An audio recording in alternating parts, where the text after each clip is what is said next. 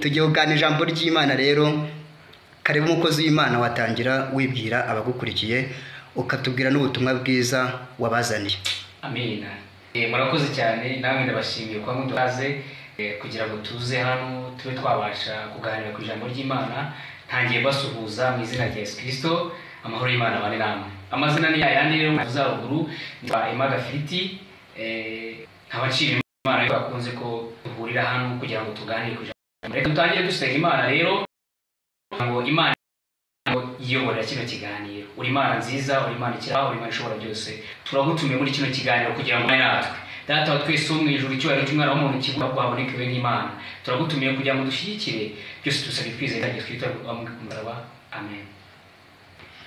Murakoze. Nongeye kubasuhuza mbaha ikaze. Tugiye kugana ku ijambo ry'Imana riboneka muri Zaburi y'ijana na 24. Turahera ku murongo waho wa 2 turageza 3.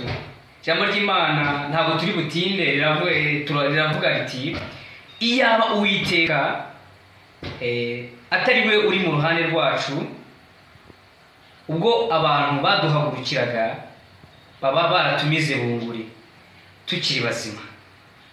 Ubwo umujinya wabo wacanwaga kuri twe, ubwo umujinya wabo wacanwaga kuri twe. Imana ishimwe kandi Imana tugire neza. Ni amagambo meza, wakomeza ugasoma ino Zaburi ugakomeza ukumva amagambo arimo. Ni amagambo meza asubizamo abantu imbaraga. Ndashima Imana yuko itakunze yuko tuba umuhigo w'abanzi bacu. Haleluya. Ndashima Imana yuko yemeye kurinda icyo yavuze kuri twebwe, ikemera kudushyigikira. Imana ishimwe. Ngo iyaba Uwiteka atari we uri mu ruhande rwawe. Amina. Birashoboka yuko amafaranga yaba mu ruhande rwawe ariko warwana urwo rugamba gatsinda.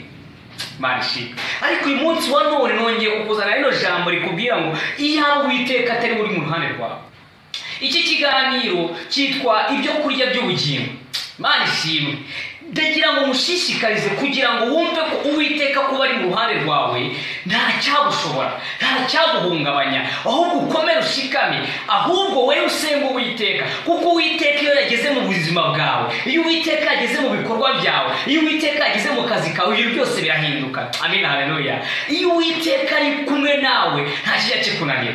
Amina. Imana ishobora byose. Dushimye Imana rero kuko yakunze yuko nge namwe tuba turi kumwe ahangaha turimo turaganira kuri ijambo ry'Imana. Ijambo nabazaniye nirivuga ngo iyaba Uwiteka atari mu ruhande rwacu, ziriya ntambara ziba zaraduhitanye, rwa rugamba rwa rwaraduhitanye, rwa ruvugo rwa rwaraduhitanye, barabajura baba baraduhitanye, ibyaduhize byose biba byaraduhitanye. Ariko Uwiteka ashimwe yuko ari wari mu ruhande rwacu. Tugiye gusenga Imana rero kuko tumaje kumenya yuko Uwiteka ari mu ruhande rwacu.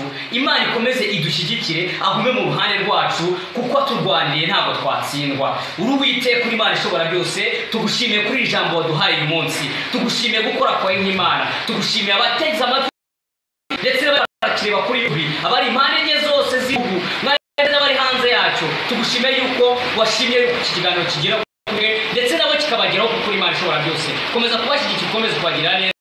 Ni mu izina rya Yesu Kristo wabambwe ku musaraba. Amen.